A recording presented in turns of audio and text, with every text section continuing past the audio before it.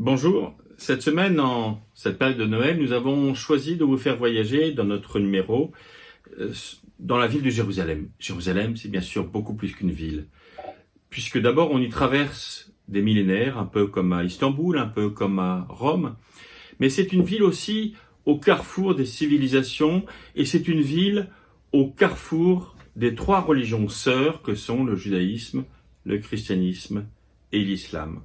Rendez-vous compte, à quelques centaines de mètres près, se tiennent des lieux importants, j'allais dire des lieux saints, même si j'hésite sur ce mot parce que pour nous protestants, nous ne qualifions pas de lieux saints, mais à quelques centaines de mètres, l'esplanade des mosquées, troisième lieu saint de l'islam. Le mur de lamentation, dernier vestige du deuxième temple qui a été détruit en 70 après Jésus-Christ, avec tous ces juifs qui viennent y prier.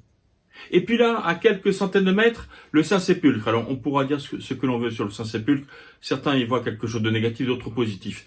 Il n'empêche, un lieu où se rencontrent même dans les rues les trois religions et des milliers, des centaines de milliers de pèlerins des trois religions qui se croisent dans ces lieux.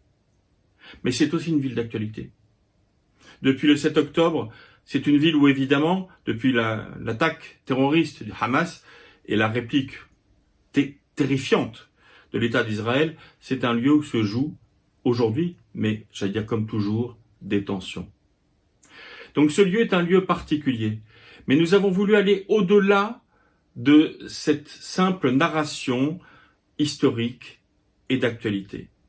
Parce que Jérusalem, c'est une ville symbole.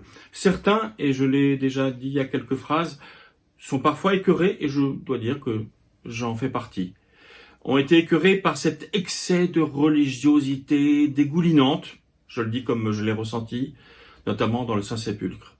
Mais d'autres, et il faut le respecter, y vivent un bouleversement spirituel, comme Éric Emmanuel Schmitt, par exemple, qui a écrit récemment un livre qui s'appelle Le défi de Jérusalem, où il dit sa conversion, ou en tout cas son expérience spirituelle très forte. Bref, Jérusalem est une ville qui ne peut pas laisser indifférent. Donc il nous faut retravailler à cette symbolique. Dans les textes bibliques, alors on a souvent associé Jérusalem à Shalom, Salam en arabe, c'est-à-dire la paix.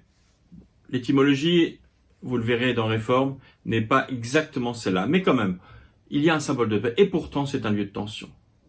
Mais c'est un lieu où à chaque fois, on va au-delà de soi. C'est-à-dire que c'est un lieu où on va au-delà de soi, de son humanité collective. Est-ce qu'on est capable ou pas de vivre ensemble? Mais c'est un lieu aussi où l'on va au-delà de sa propre humanité.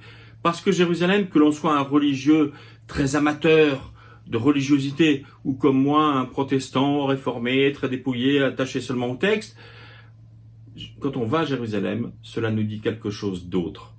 Cela nous dit quelque chose de nouveau.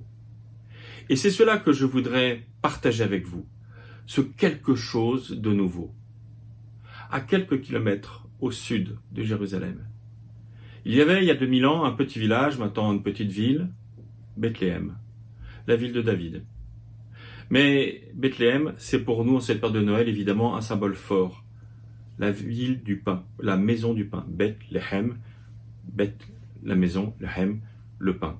C'est la maison du pain, mais c'est la maison aussi de la naissance de Jésus, symboliquement, même si probablement on est ailleurs et à une autre date que le 25 décembre, évidemment. Mais là n'est pas la question. C'est le symbole de la nouveauté. Et si on pouvait, pour ce Noël 2023, revivre, malgré la répétition que représente Noël à chaque instant, eh bien vivre cet esprit de nouveauté. Vous pouvez retrouver tout cela, bien sûr, sur réforme.net.